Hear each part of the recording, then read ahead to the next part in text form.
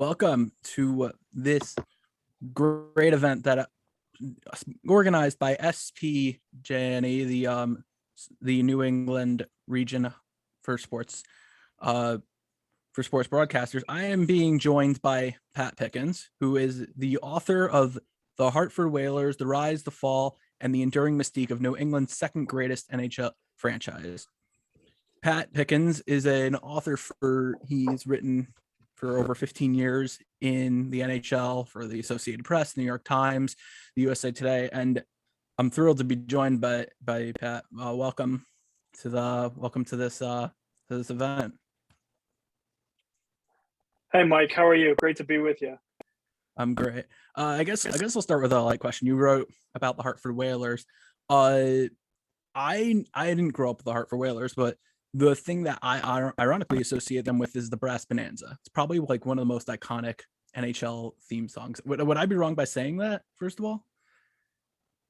I think it's the only NHL or the original NHL theme song. So I would definitely agree with you. It's definitely among the icons, certainly associated with Hartford Whalers hockey. Yeah, I was thinking like what other iconic ones there are. Really, goal songs have become that. The Brass Bonanza, when the Hurricanes played on their throwback night, it kind of is interesting because people were like, it's not their thing. Then they had to look into like, where did that come from?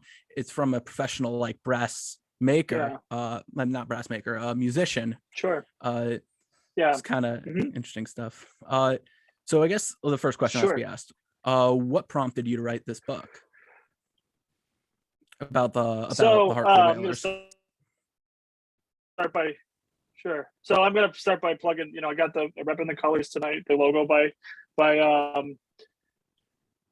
Peter Good and Jan Cummings, the graphic designers who designed the logo, decided to put on my. I was gonna represent Sacred Heart University. Shout out to them, since we're doing a SPJ New England event, but my sweatshirt got dirty, so I figured I'd change to the Whalers one. The Brass Bonanza is we'll get into that later. But my process on this book is kind of backwards. And apologies to anybody who's seen me on TV or heard some of the radio spots I've done or heard my story, because it's the same story that you've heard already. The story took me 10 years from start to finish. I started in the fall of 2011. The idea goes farther back than that, even, because in 2008, I went to college at Sacred Heart, and obviously very big hockey fan. Grew up in central New Jersey. Fan of the Devils. Watched. Grew up with them and their run of success. And honestly, part of the story was born out of that fandom, because they played a couple of really epic series with the Hurricanes. That really memorable, certainly by people who are both Devils fans and Hurricanes fans. I know there's not a lot of us growing up, but there's enough that there were memorable moments in these series. So I think some of the memories from that, certainly influenced the book. And then I got to, the cup run for the Hurricanes in 2006, I think was, I love that series. I still love that series. The 7 games against the Oilers with so many twists and turns, and we can get to that at a later hour in this. But the idea was really born from covering high school hockey in Connecticut. I got a job, sports editor of Fairfield Citizen, first job out of college, and first full-time job out of college. And I went to hired around this time in 2008, and I started. One of my first beats was high school hockey. And because I love hockey, and I just wanted to be a part of the state tournament, and there were some teams in Fairfield that were really, really good, following them through the tournament. And I remember going to a couple of games in about New Haven County, somewhere up that way, and just watching the young fans, 15, 16, 17, it was 2008 again, and they were wearing Whalers sweatshirts, Whalers hats, Whalers jerseys, Whalers logo merchandise, and I'd say, okay, that's weird, because they were kids when the team moved, though they didn't live through the Whalers. You go to the mall, Hartford, not even around Hartford, but around Connecticut, whether it was Fairfield County or whether it was New Haven County or anywhere, and they and the logo stuff was for sale, and it was really it was really popular. The old logo stuff with the blue and green, and the whale tail before they switched to the Navy logo. And so I filed that away, and I said, I looked into it, and I said there hadn't been that story done.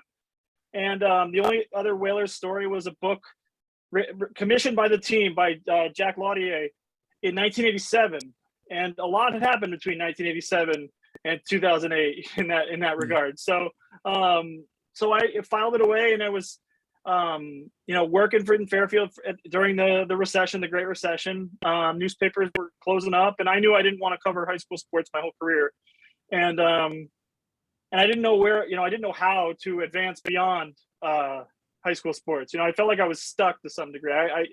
I don't want to. I hate to admit that to some of the people in Fairfield who I covered, who I tried to give it everything I could, but I really wanted to do more with my career than just cover Fairfield sports. So at some point I started, it just sort of like my sister-in-law actually told me, hey, why don't you just do this? She wasn't my sister-in-law at the time, she is now, but she's like, why don't you just go do this? And I was like, and I had all these excuses. I was like, well, this and this and this and that and this and this. And then she's like, but why don't you just go do it? It's like, I don't rely on my sister-in-law for any pillars of wisdom, typically, but just was one of those things that she thought, it's like the light bulb clicked and I reached out to a fellow Sacred Heart grad who's was my sports editor, Brad Holland, whose dad was Ken Holland. And Ken Holland played a year in Hartford, so he was the first interview. And then Ken Holland put me in touch with Mark Howe, and Mark Howe put me in touch with, or set the ball rolling. Howard Baldwin became a source pretty early on, and Stan Fisher became a source pretty early on. And it was one of those things that I sort of went in, and I didn't want to use it solely to network, but I was using it to network as well as, trying to tell the story. And then at some point, I just became— Get your foot in the door into hockey, that is probably professional right. hockey. Yeah, exactly. Yeah. And I think, and then at some point the story just became like, I became very knowledgeable about the Whalers. And by that point, my career had taken off. I started covering hockey more on a bigger basis, like you mentioned, some of the places I'd written for, the Times and and the Bleacher Report, and I still cover it sometimes for the AP down here. I cover some games and stuff. So, but it really took off, and the story really evolved where Howard Baldwin was managing the American Hockey League team when I was starting the book process, and was really trying to advocate to get the team back, and that fizzled, and that was a part of it. And then then the growth of this Whalers brand, which I think is incredible, really sort of took off. And at some point, like I said, it became very knowledgeable about the team, but also that there's this incredible story of the great alumni who make up some of the biggest names in hockey, and also the fact that the brand is really what's thriving right now. It's the jersey. You mentioned the brass bonanza, the jerseys, the colors, all of these. I like to refer to it as the enduring kitsch of the team, because that's their identity, and that's what continues to live on. You mentioned the fans. This is kind of a little off topic, but you mentioned the fans that wear high school kids wearing Hartford Whalers stuff, like as people would call it, swaggy logos or cool logos. Is there a similar feeling in Hartford? Because I think in Montreal, the Expos, you see a lot of Expo stuff around. Is there a similar feeling between the two cities that they lost a team? You miss it when it's gone, and the logo's cool because it's kind of extinct and it's distant. Is there that similar feeling between those two? It's kind of off topic, but just wondering. No, it's funny that whenever I talk to people, that's always the comp that comes up. It's always the Hartford Whalers and the Montreal Expos, for whatever reason, and I just. There's a lot of ties from Montreal and Hartford, not that far from each other geographically, but yeah, no, the Expos is a good comp because, I think the difference is, Montreal's got a little bit better chance of getting a baseball team again versus Hartford and the hockey. But yeah, I think it's remarkable that, they both logos have the use of negative space, and both are sort of this kitschy, the identity is sort of this kitschy program that, people that you almost, there's almost like a mythology to that point. The title of the book, it has the enduring mystique, but there's this mythology to the Hartford Whalers to, people of a certain age that maybe were not, that did not come of age at that point, to the point where the Whalers were around still. It's hard to explain to somebody that you could turn on the TV, you could turn on ESPN on a Wednesday night and see a game played in Hartford, Connecticut, a professional game, not a UConn game, not a UConn women's game, but a professional hockey game played at the Hartford Civic Center in Hartford, Connecticut, and it would just say HFD or Hartford in the bottom. And I think Montreal and baseball is very much that way. And I think what's interesting is that there is some what in both cases, because obviously Montreal's fan base really checked out after the '94 strike, and that's really the what doomed the sport there. And I think there's some. I mean, I know there's some belief in Hartford that if they had gotten over the hump playoff wise 1 year or a couple years, they could have attracted base. Or if they had just hung on for a few more years, once this revenue share, the NHL today, would not be tailor made for Hartford by any means, but there's a way to survive in a place like Winnipeg, which lost its team and it came back, or there's been obviously Colorado is thriving now, but some of these smaller markets where, with the revenue sharing and the national TV and some of these, the expansion that's come up in recent years, unfortunately, they just weren't able to do that. But I think there is very much sort of this kitschy, but like I always call it as like Hartford as any town USA sort of, because like Hartford could be any city in the country. I love Hartford. I was just up there last month, and it's a great little city. It's got a great industry. It's got insurance. It's got big buildings and the state capitol and all sorts of stuff. But it really could be anywhere. It really could be the city. And pick a city, and it could be that. And I think there is some nostalgic love for the place like Hartford, Connecticut could be a major league city, not even a AAA city, but a major league city. Yeah, I mean, it kind of makes you wonder why they were given a team in the first place. Why Hartford to begin with? And I guess that's probably what you dive into in the book. Why was, because I mean, Sure. It's very interesting in the beginning, the NHL, where it was these Canadian cities, Canadian towns that had established the NHL really, but the expansion comes and Hartford becomes one of those teams, and you wouldn't think Hartford. Philly was a city, Boston was a city. Boston was more original, but Philly was given a team. Bigger cities were given teams. St. Louis was given a team. Why Hartford? There's a lot of factors, and now you're right. I go into it in the book. The WHA, which was we'll start with the WHA because the Whalers obviously started in Boston. They split time between the original Boston Garden and Matthews Arena, which is on the campus of Northeastern. They played a half season there, or they won the championship the first year. They started to play a second full season at Boston Garden. And then Howard Baldwin, the story goes, is that he realized he could not survive playing at the Boston Garden with the Celtics, with the Bruins, and the Bruins of those days were awesome. They were, Bobby Orr and Phil Esposito and Johnny Busick and rattle off the names of all-time greats that were all their Bruins cups basically were won. Yeah, 2 and 3 years. Yeah, right, exactly, 2 and 3 years.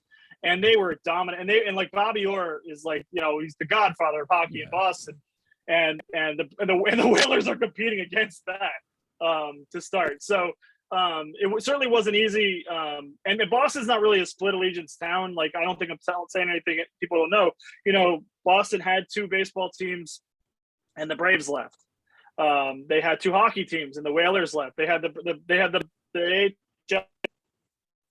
AHL's Braves, and they folded because people were not willing to split the allegiance. It's not New York, basically. No, or LA. It's not a big enough city to have multiple teams, and so Howard Baldwin, story goes, the Hartford was building the Civic Center, the arena that we all know as the Civic Center, now known as the XL Center. It's still still hosts UConn hockey and basketball. They said that they were trying to build an arena to attract an ABA basketball team. The Spirit of St. Louis was how the story goes. And Howard goes down there, and they get an arena deal with the WHA, and he said it 30 minutes. And without Hartford, that who knows? I mean, where the Whalers would have ended up, because the WHA was really it was a crazy, weird. You talk about some of these. If you think of it in terms of how some of the spring football leagues have gone in terms of just as a modern comp, because there is no comp to the WHA hockey wise. There hasn't been a rival upstart league. The KHL, I guess, but that's not really not really a North American league. But teams folded, teams moved mid-season. The Whalers, and I said I was doing a forum last week, and the consensus is that the Whalers were one of the stable franchises, and without a doubt they were at WHA. But then 5 arenas in 3 cities over the course of a decade, in less than a decade, and that's stability in the World Hockey Association. So they were going to Hartford, and so they were stable. They made the playoffs every year. They won the Avco Cup, which was the championship trophy the first year. They lost in the final the last year. They bookended that, and then again made the playoffs every year. But around them there was this sort of weird, like I said, quirky, weird. The NHL wasn't willing to do them favors building wise, and the money wasn't stable. They bought Bobby Hull, and they spent a lot of money on high priced free agents, Derek Sanderson, and I mentioned Bobby Hull and Bernie Perrant, some really really really high priced free agents that really bankrupted some of these owners, and but the Whalers had it figured out, and mostly because of Hartford, because what happened was they developed the shares program. Howard Baldwin was not wealthy enough to be a wealthy owner. They had the backing of Bob Schmertz, who was the owner of the Celtics, sort of got them in the door. And then when they moved to Hartford, Howard developed this sort of, they always refer to it as like the Green Bay Packers situation, where they would sell shares to the local industry, and they would sell shares to, the insurance industry. And the Hartford Courant, the local newspaper, even owned a small stake in the team. And what happened is they would invest money in the team, and then they would cede the day-to-day operation to Howard, and that's how they kept the thing going. And then so there's a lot of serendipitous moments for the Whalers in terms of their entrance into the NHL in the first place, which is ironic because there were so many moments that went the other way with their existence in the NHL. But they got the Hows, which was a major coup. Mark, Marty, and Gordie Howe were in Houston, and they were free agents, and they were Gordie was going to retire, and Mark was going to go play back in the NHL, and Marty Houston, was by the way, Houston's the Arrows. Arrows, the WHL affiliate, not an NHL team, but right. Yeah, they got the Hows.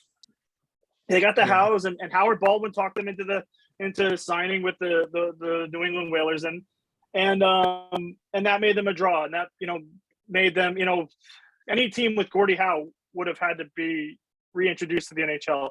So and then the ultimate serendipitous moment for the NHL, or for their entrance in the NHL, they played at the Civic Center, which was a 10,500 seat arena.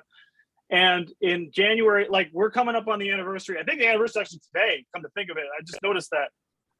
So happy anniversary to the roof collapse of the Hartford, the roof collapse of the Hartford Civic Center at 4:19 a.m. Yeah, exactly. I referred to it in the book as the Civic Center hitting its iceberg, which is weird because the roof collapse could have decimated the team, and it could have killed literally could have killed the team, because they didn't have a place to play. They had all these players. Fortunately, they were the Whalers were on the road in Western Canada, and Howard Baldwin sprung to action, got them a deal at the arena, the Mass, what was then known as, I believe, known then as the Mass Mutual Center in Springfield, and they had fans would come up.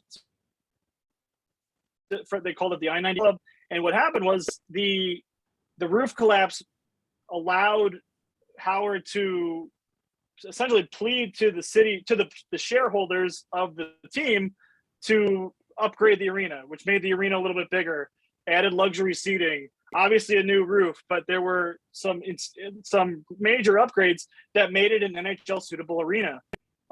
When it came time for the Whalers to say, hey, look, we can be an NHL team. And then the last one was Howard Baldwin was the president of WHA in the last couple of years, essentially to negotiate a merger between the NHL and the WHA, which Howard Baldwin had been he had worked for Ed Snyder, who was the owner of the Flyers, and obviously had some relationships with the NHL Board of Governors, and worked very hard to cobble together a deal. It was not popular. It had been turned over a few times, mostly by teams in Canada. The Canadians didn't want expansion. The Canucks, who I believe were the only other Canadian team at that, I think there were three. There were Montreal, two. Montreal, Toronto, and Vancouver. Yes, correct. Yeah, the three. Yeah, yeah. Howard Ballard was the owner in Toronto and notoriously frugal. We'll refer to him as frugal. And stingy would be the word. Did not want to share the Hockey Night in Canada revenue, and so they had talked in. Obviously, the Bruins didn't want any part of the Whalers being in the WHA merger, and then Jack Kent Cooke, who was Canadian, owned the Kings, was also a holdout. So what happened was there was a major beer strike in Canada when the teams when they voted no on Winnipeg and Edmonton and Quebec, because I was thinking that one of the teams that joined in the WHL was the Edmonton Oilers, the Winnipeg Jets. The Quebec Nordiques were the fourth team, I think. But the Oilers were that team, and in an ironic twist of fate, the Oilers became the team of the 80s. So they had their reasons to, I guess, be skeptic of putting these teams in, even if they were necessarily small markets and not good teams at the time. So I don't know if that really helps. No, I think no. Yeah, no, you're exactly. And the point is too that the Canadian teams didn't want to share the Hockey Night in Canada revenue, so they voted against it. And what happened was there was a Molson beer strike, and because Canadians and the Canadians lost, and Molson was and I believe still is the presenting sponsor of Hockey Night in Canada. So essentially, Quebec and Winnipeg and Edmonton, they stopped buying Molson beer. They switched to whatever. And then there was a couple of threats there was a bomb threat called in Winnipeg, and someone shot a gun into the Molson factory at one of the city. It was crazy. But all that was enough to change the minds of two of the owners in Canada, and that's how the WHA merger happened. So, and again, Howard Baldwin was negotiating for his own interest because, he wanted to be an NHL owner. He had a taste of being in the NHL with the Flyers, and then they had this system in place. They had this arena in place. It looked pretty good, on paper. And to your point, what you just said, Mike, is 100% right. Like, posterity shows that what was the NHL doing with this, with not just with the WHA expansion in that regard, but in terms of their expansion in general. You look at how many teams moved, how economics shifted, how 3 of the 4 WHA merger teams moved, and Winnipeg got its team back, but it was interesting, and again, the only lasting one was Edmonton. Edmonton had this dynasty with Wayne Gretzky, and even then they were in real difficult financial shape in the 90s. So it was definitely a unique time. There was definitely some questionable decisions, I would say, made by the NHL, but it's history, at this point. Yeah, I guess looking back, what would you say? Because the Whalers are kind of an interesting franchise when we look back at them. Where would you say their place in hockey history is? Because they joined the NHL. They never won the Stanley Cup, and they never really. I mean, they had these great players, but they kind of had this weird history in the NHL. Where would you say they kind of lie in the history? Looking back, now that we kind of look at them as a team that was in Hartford, was a kind of weird team with a weird song and the logo and the colors and of their jersey. And then looking back, they moved to Carolina. Where do you say that they kind of are in hockey history?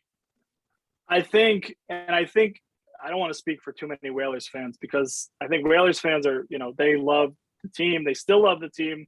The Booster Club is a huge part of a lot of these people's lives. people still dedicate a lot of their time to Hartford Whalers hockey, and I commend them for that because not everybody would be willing to do that considering the team has been gone for now. It'll be 25 years as of April. I think what's interesting about the Whalers, and I think I'll speak my opinion is that the Whalers sort of live at this intersection of nostalgia and again kitsch, where you look at the history of hockey, and you mentioned the Bruins as an original six team. The original six teams, they have the tradition, and they're very traditional, and they're very staid, and they're very they always have the same logo, they always have the same colors, they always have the same.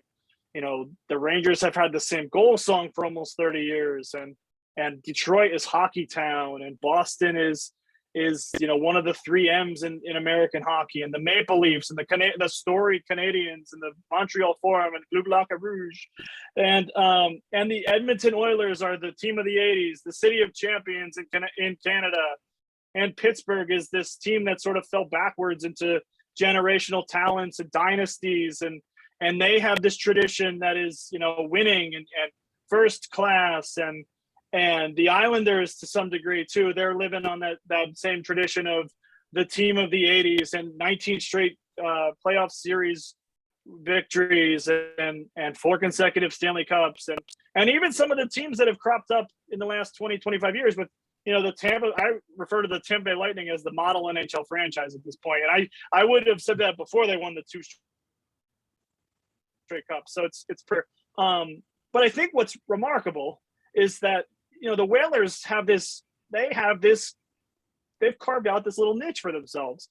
And you mentioned the swaggy logo, but like it is, they have, Brass Bonanza lives on. People know what Brass Bonanza is. They don't know, you don't know what what most teams' goal songs are now, let alone the team that had the goal song 40 years ago. 40 years ago, this was their goal song. You're coming up on 50 years of Brass Bonanza playing. I mean, obviously more. Like you mentioned, the origins of that are bizarre. But and they have the logo. I mean, I show the logo with, again, the creation of one person, Peter Good, a Connecticut graphic designer, who put together this logo that now just lives on with the negative space, the H in the negative space, and the color scheme. No one had ever seen green. People had seen green, they hated it though, and it's just green, and again, Hartford as any also. Town. It's So I think it's this sort, and I think that's enough for a lot of Whalers, for a lot of people, certainly people in Connecticut, but certainly it holds up for. I mean, Hartford Whalers fans still want their team back, and will be tirelessly engaged in trying to get that team back. And again, commend them for that.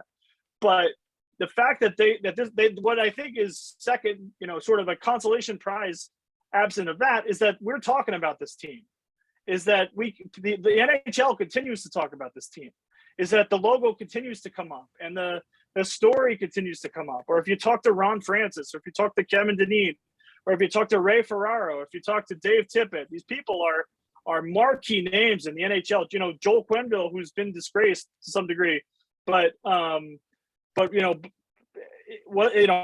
the greatest coaches in NHL history, in terms of wins, in terms of 3 Stanley Cup wins, and I mean, these are people who played for the team, who again went on to marquee careers outside of or inside of hockey, that continue to tell stories. And I feel grateful that I got to talk to all these people, because and that they were willing to they don't. I think what I continue to believe is that I think what Whalers fans, again, as the consolation prize of not having a team, want is just not to have their team die. It's just to have, not become the Cleveland Barons, not become, the Jets 1.0. The Jets came back, but the California Seals, some of these teams that are, again, you mentioned the team is extinct. The Whalers continue to breathe on, but these other teams, they're extinct. They're gone.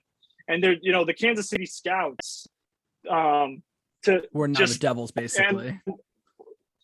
Yeah, exactly. So, or even the WHA teams, that nobody, there are memories of that people have, fond memories of, Wayne Gretzky's pro career started with the Indianapolis Racers.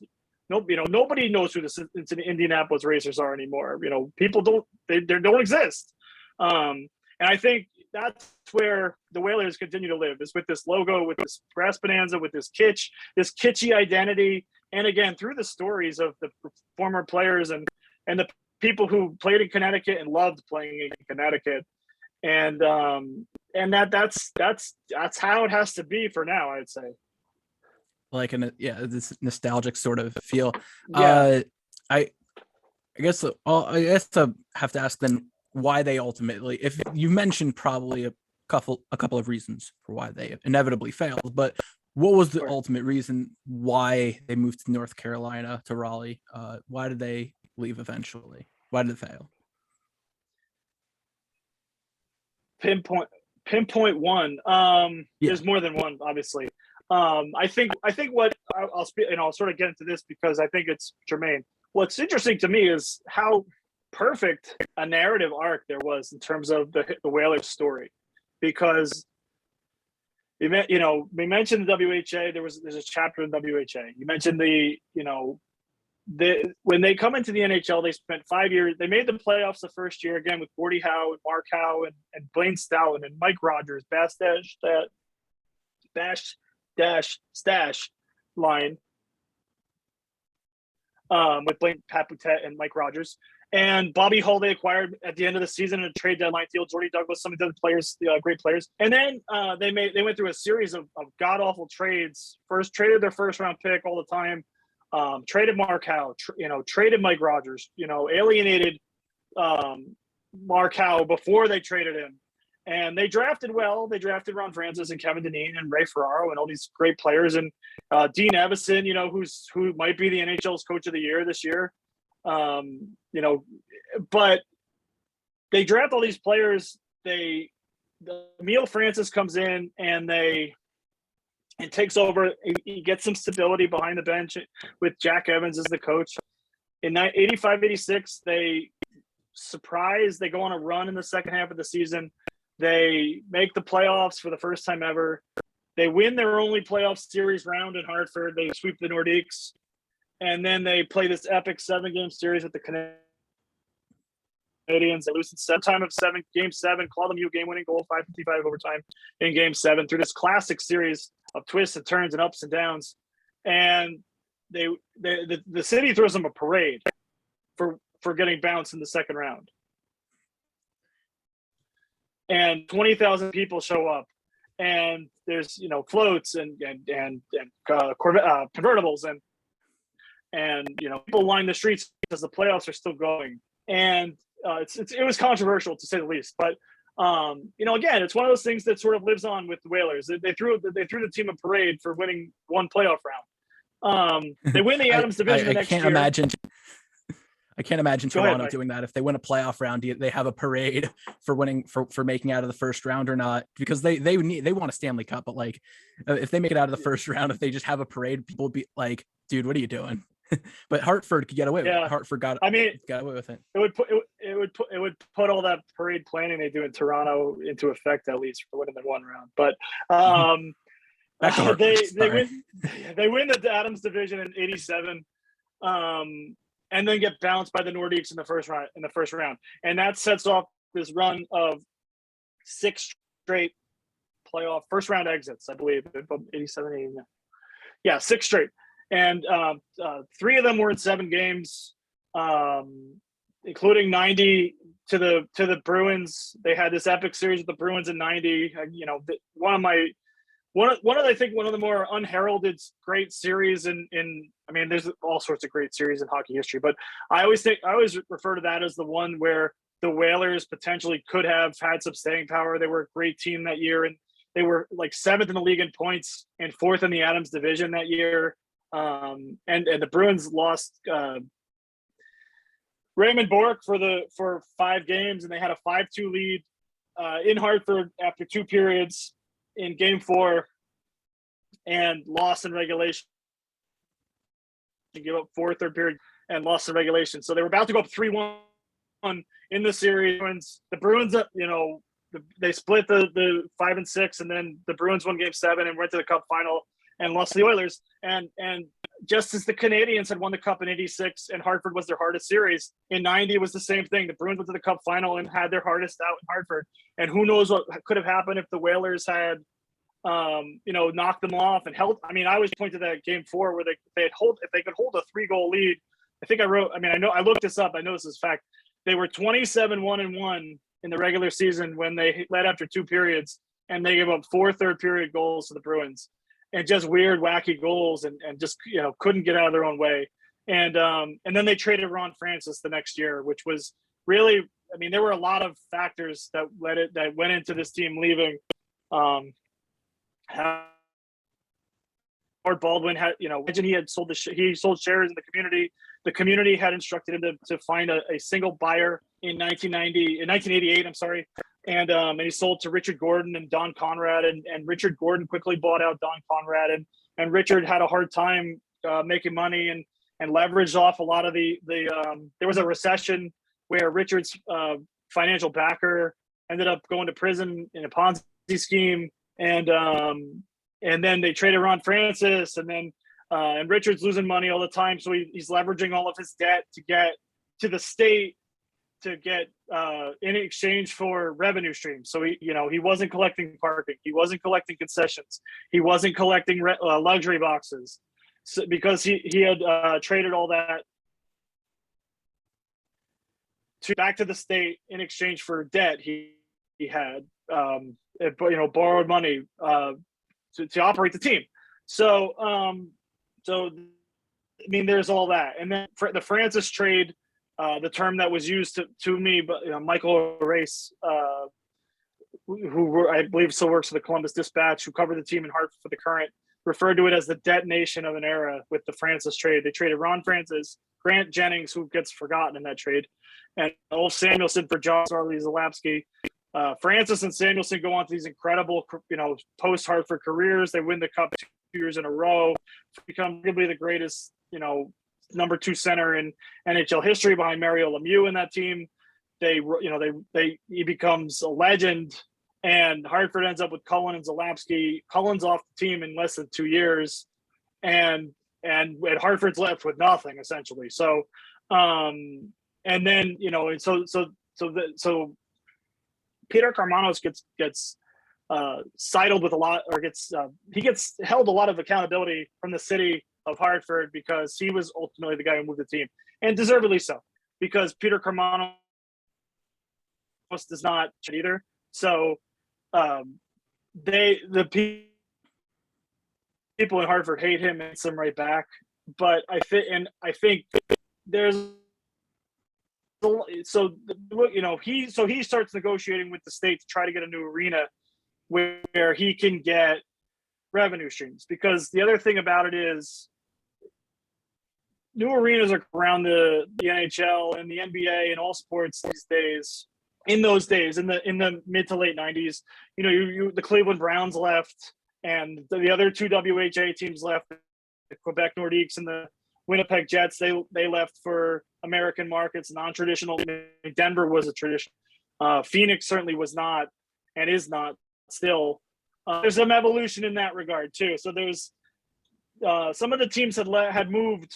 The NHL started to expand to non-traditional markets, and so when non-traditional markets came calling, they were given some credence, where you wouldn't dare dream of a team in Miami in 1988, but in 1992 there was a team in Miami, an expansion team, and they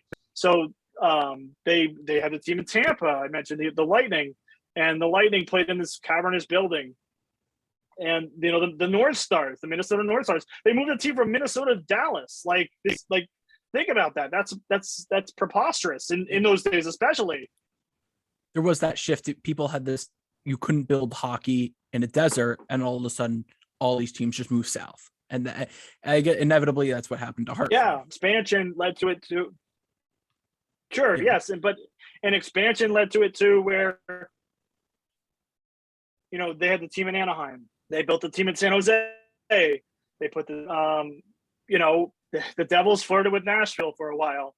So it was a matter of, and at that point, it was really starting to become a matter of when opposed to if, because there was the mess in Hartford with the Ponzi scheme.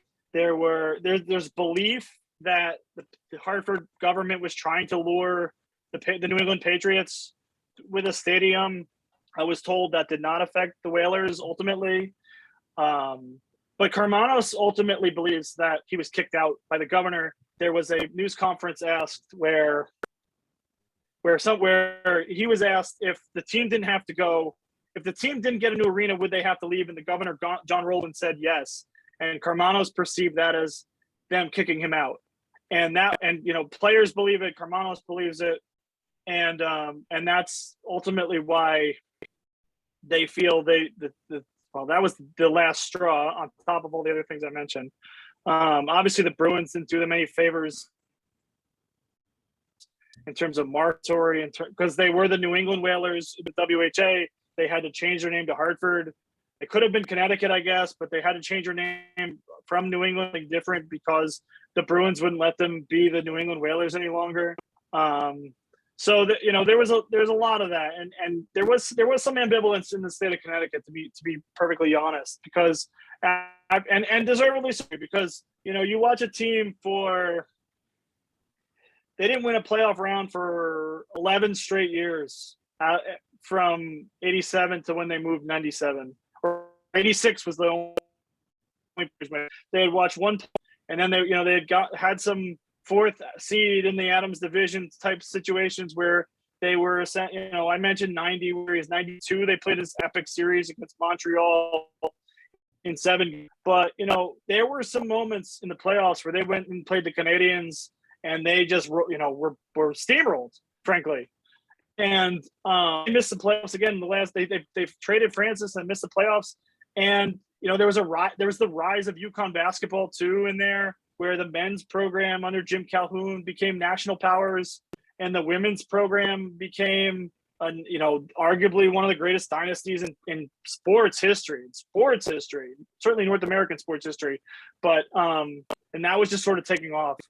And I think sort of the Whalers got sort of left behind in that regard. There were some work stoppages that left and then there was the financial impact. It can't be understated, because Chuck Caton and I talked for this project, and I asked him straight up, as Chuck Caton, the great announcer who called every Hartford Whalers game in the NHL. He went to Carolina, called their games on TV and mostly in radio, until it was 2019 was his last season. Maybe it was 2018. I'm a little fuzzy on that, but I believe it was 2018-19. But he, and he said straight up, this was an economics story, where the hockey, I sort of said, if they could have hung on, become this team with the revenue sharing, with some of the TV money, with some of those other secondary revenue streams, they could have survived. But like the Penguins did, and like the Buffalo Sabres did, some of the other teams. But Hartford ultimately proved it was too small a market to pay the salaries to afford to pay some of the salaries that were escalating, and they got and then they came back to earth with the salary cap. But in those days, Mark Messier was making like half was making his salary was like half the Whalers payroll for the season. So Wayne Gretzky and some of those guys. So it ultimately became difficult and unsustainable in a lot of people's eyes. And all that is why they ultimately moved to Carolina in 97.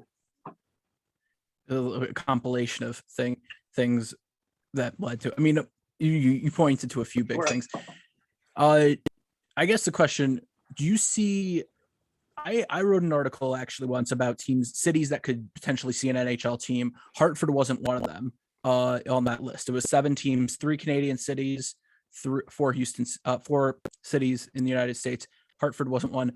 Do you see Hartford as a potential team? Spoiler, huh? What? Sorry. What was that? I said Houston is a little spoiler there. You giving away the. Houston was one. Houston was one of the cities you like. But the other there was 4 in the United States 3 in Canada. Probably send it if I could. But Hartford wasn't one. Do you see Hartford as one, or is it more of a dark horse, more of an outsider as potential city for relocation? I would say right now, the way things are, it's a dark horse because, like I said, there is some in that regard. For a lot of, in a lot of ways, I think, the people of Hartford, my belief and my understanding is that the people of Hartford, aside the team, they really want Hartford back on the map as a sort of destination type situation. And like I said, it's a great little city. There is a big issue now, and the state's working on that. They're trying to kick in some money where they're in money to refurbish the arena. They were pre-pandemic. I think that some of that movement has been slowed by the pandemic with some of the economic issues that have gone on. Connecticut's had some economic issues, from a state perspective, caused by the recession, 15 years ago, and also caused by the pandemic now. But they're investing in things like in infrastructure, things like trains and transportation to get people to Hartford. There's been sort of a slight uptick in population in this because of the sort of evolution of urban centers with younger people. People want to live in cities. They don't necessarily want to live in the suburbs or move to the suburbs necessarily. We'll see how that evolves in the next 5 or 10 years. There's a plan of action for potentially to refurbish the Civic Center and turn the building over to a wealthy owner. If the wealthy owner purchases a team and wants to relocate, look, Hartford is a intriguing market and would be for a potential team buyer. It's why Peter Karmanos was willing to give them a shot in the first place, frankly, because it's right there. It's far enough away from Boston. It's far enough away from New York to be intriguing. It is a major league market in that the people who are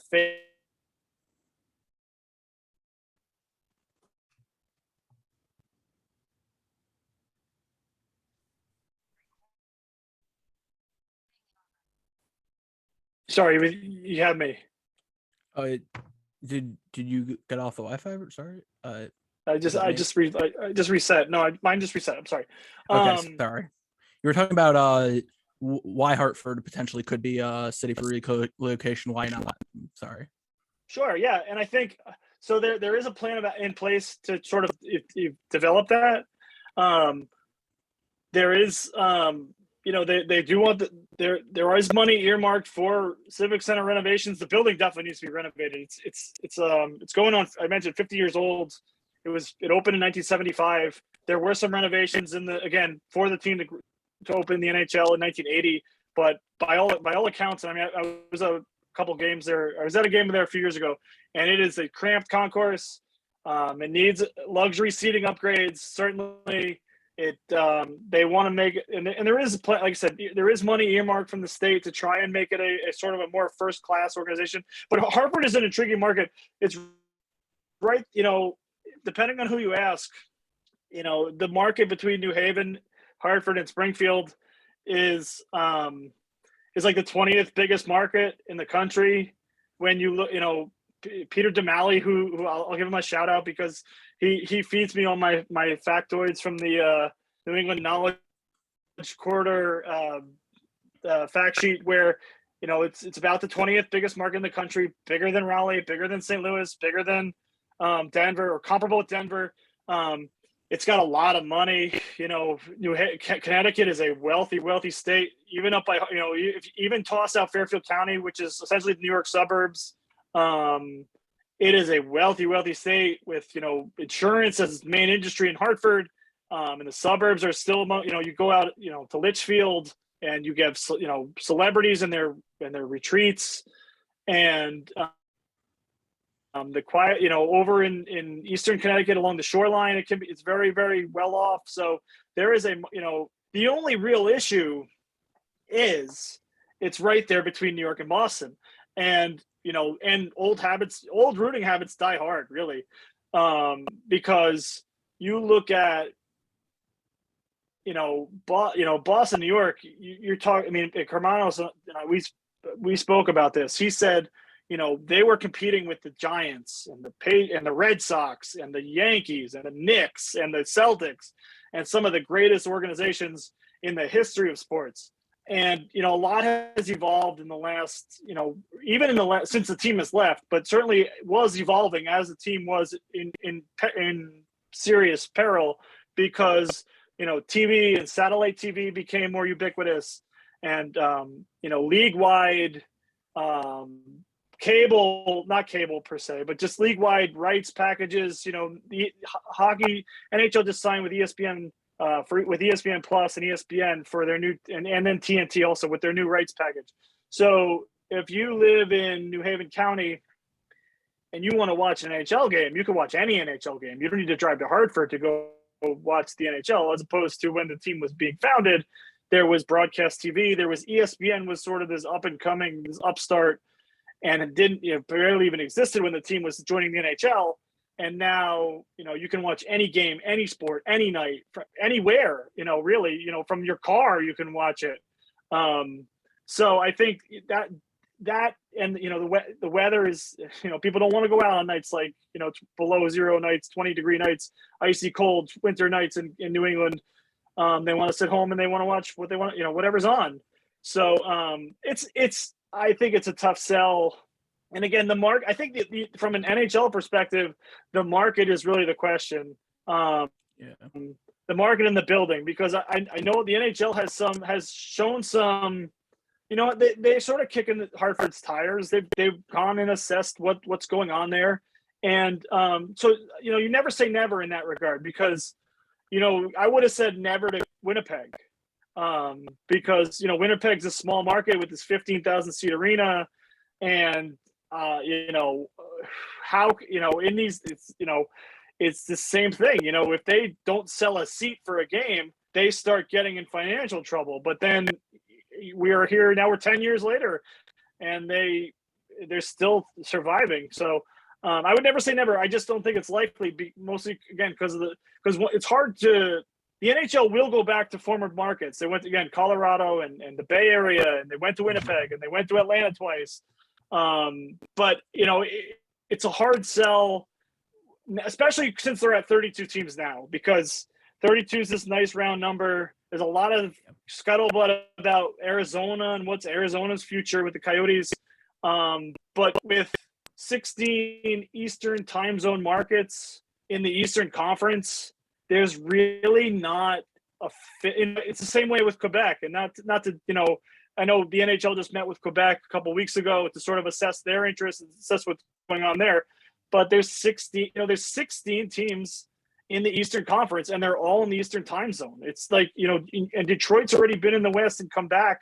It would be difficult when there are a lot of other, you mentioned Houston, you mentioned Kansas, there's Kansas City, there's markets in Canada, there's, other places, there's people, there's markets that would seemingly have their acts together more.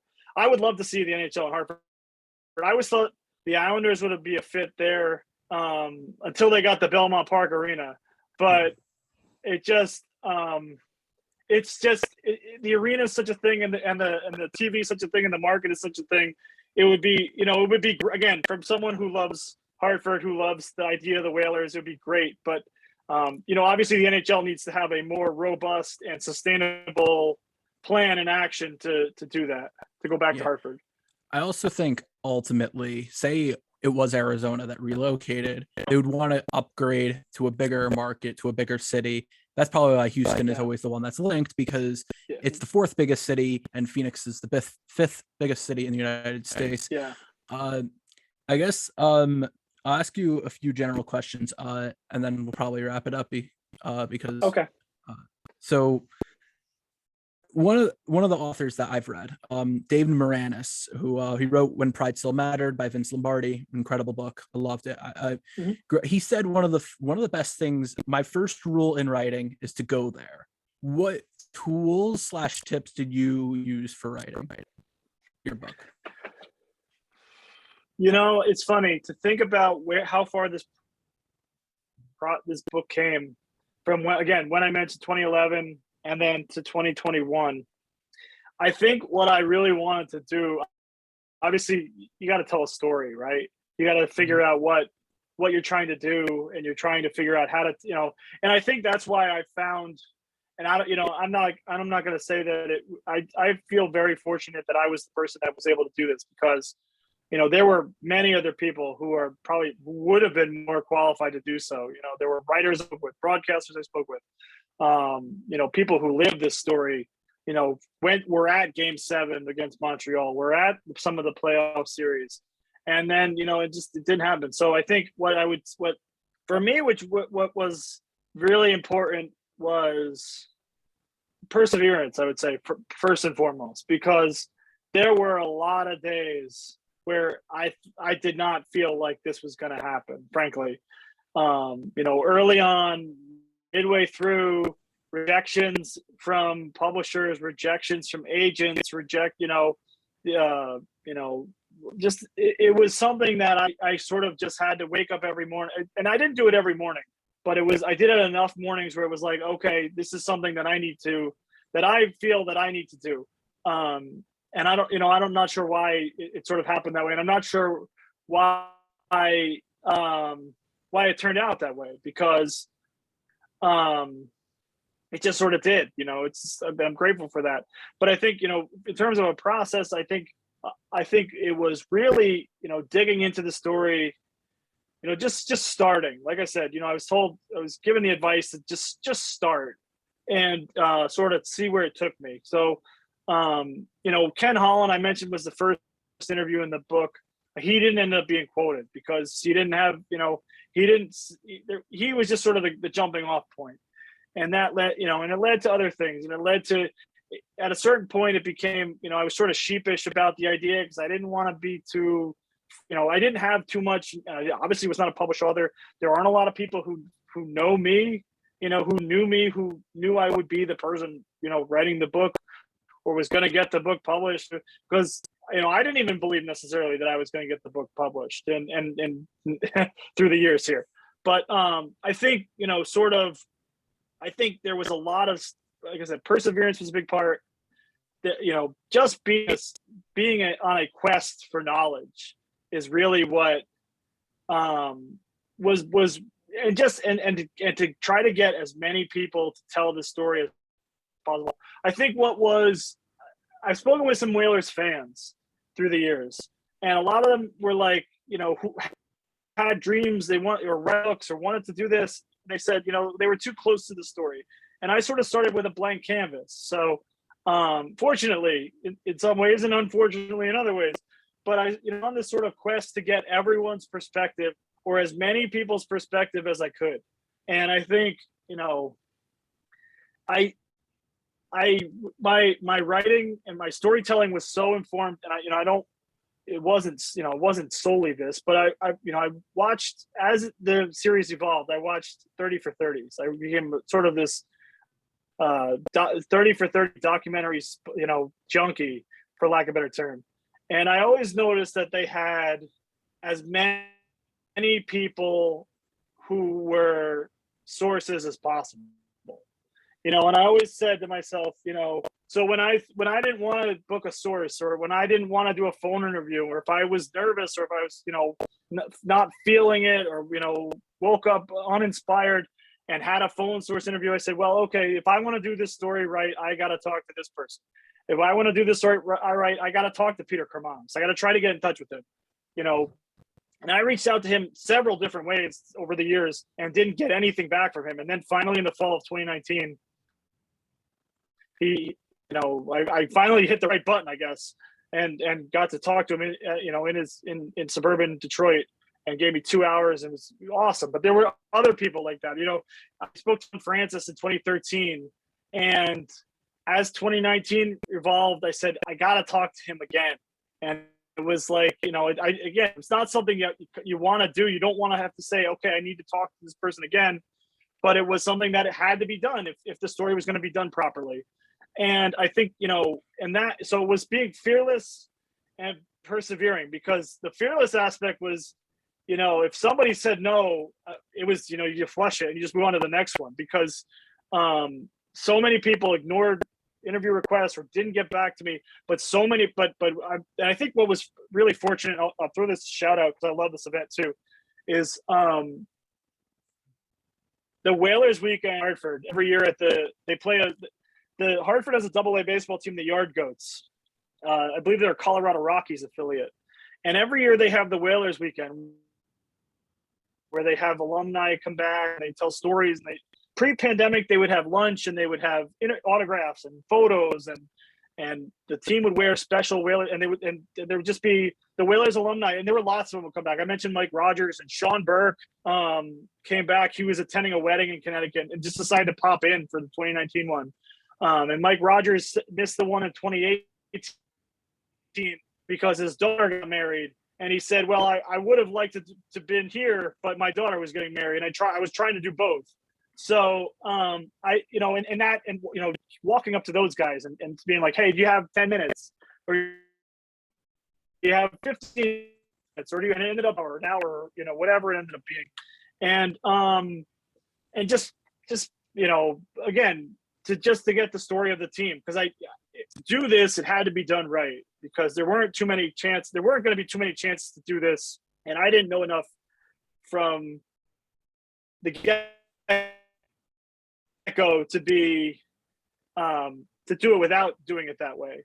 And I think the book is what I think the book.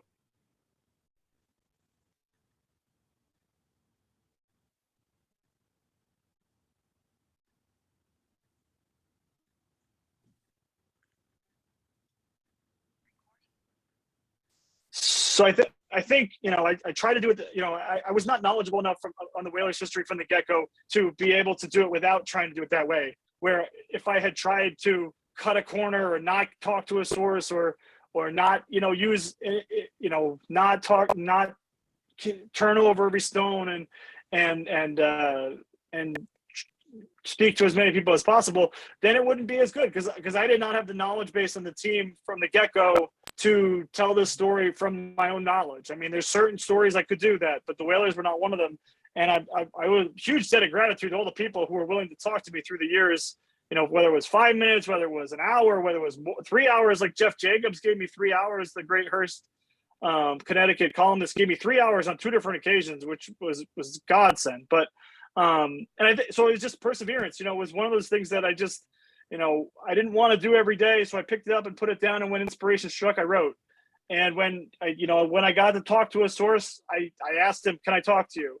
When, I emailed people like crazy, and I think, it was fortunate. I mentioned the high profile alumni of former Whalers. And I think that was a huge boon, especially pretty early on, because I could email a PR contact, Rich Nairn, for instance, from the Arizona Coyotes, when Dave Tippett was the coach, and John Anderson was assistant coach, and Sean Burke was the goalie coach, and there was this collection of former Whalers that I could get to talk to, and then that led to, as I started to cover the league, I got to know the PR contacts. I got to know, got to talk to, I mentioned Joel Quenneville. I mentioned, Kevin Dineen and Ron Francis and Ray Ferraro and some of these great former players, and Brandon Shanahan when he became the president of the Maple Leafs. And I just think, I feel so I think, find a story, find the arc, because I think like I said, what was remarkable was just how perfect this narrative arc was, where, again, there was this run of potential staying power in the 80s and early 90s, and then it just sort of fizzled out, and what happened there. And I think that was just sort of, I just really want to know what happened. Why, to the point you asked, why did the team move, and why are these people still wearing the logo, and why do they want to wear the logo still? And I think it sort of took off from there. Yeah. Basically, the curiosity, the drive to do it, and then to cap it off, I guess. We'll end this on a high note. Not on a high note. On a light note, who do you think wins the cup this year, and why? This is like not on our Whalers questions, but Jeez, put me on the spot. Put me on the spot. I'll start. Right now, I think it's going to be. I'll just say, I think right now I'm leaning Hurricanes and Blues are the two teams I really like. They're complete teams. Goaltending, win in all variety ways. Those are the two teams I'm leaning now. But I'll just hear who you think could win and why. You know, I was gonna say turn it into a Whalers moment because I like Carolina too, a lot. I think there's a lot there with Aho, with their defense is awesome, and Freddie Anderson has really really stabilized their goaltending, and the Penguins are always looking, are there, and the Bruins are on fire. And quick shout out. Well, since we're doing this in New England, a sort of quick shout out to the Willie O'Ree ceremony going on up in Boston tonight, where so much of what we've been doing, so much has been informed by the fact you look at in terms of where the sport has a long way to go in terms of where to catch up with the other sports. And in terms of diversity, in terms of initiatives, in terms of fairness, and in terms of being certainly being accessible for everybody. But I think for Willie O'Ree, is a special guy because he's an ambassador to the sport. He's still an ambassador to the sport all these years later. So to go through some of the stuff that he did, and you hear stories from some of the black hockey players that are playing now where who deal with racism, who deal with some of the issues that still permeate. And I think it's important to say that it's still going on in Canada and the U.S. What Willie O'Ree would have gone through to go through just is remarkable, and it deserves to be called out for there. So now that I vamped a little bit to try to think a little more on my feet, I think I like Carolina. I would say I like them a lot. It's hard. You'd be hard pressed to bet against anybody with Tampa because they're the champ until someone knocks them off. I think 3 cup final runs in a row would be really, really hard, especially when you factor in that their season ended in September in 2020, in July in 2021, and then that would be this would be essentially could be 3 cup runs in less than 3 years if they could get there. But they're the champions, especially with Kucherov now rested and coming back on fire all of a sudden. We mentioned Toronto's got the goaltending, but in the Metro, certainly like Carolina. The 3 teams in the Atlantic have sort of separated themselves. Although the Bruins are really coming on now all of a sudden, and then I really like Minnesota in the West, especially if Kaprizov's healthy. And if they can get some goaltending too,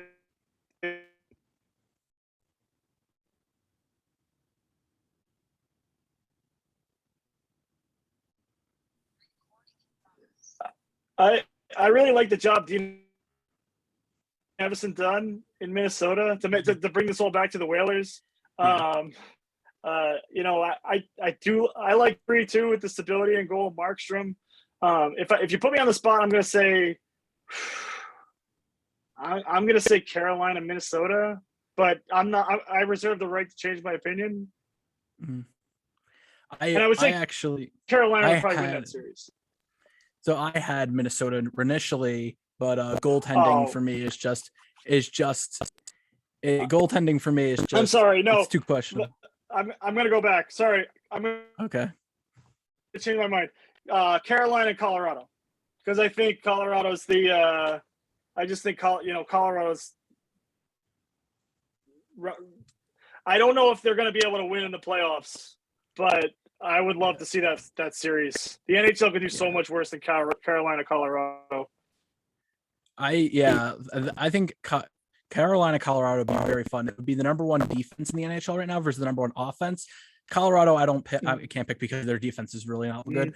But it's really going to be fun to watch as the season develops. And I guess, yeah, thank you And, for doing and this. I really want to see. Sorry, real fast. Sorry, I just want to see Colorado play Vegas in the conference final. Just give me that. Just Yeah, Colorado Vegas in the conference final, and I'll be okay with it as a hockey fan. Yeah, that would also just be another fun matchup. That second round last year was very fun. Yeah, it would be very fun. I thank you for doing this. This is really fun to do this. I really enjoyed this a lot. I had great. You did great, Mike. Thanks a lot. All right, thank you very much.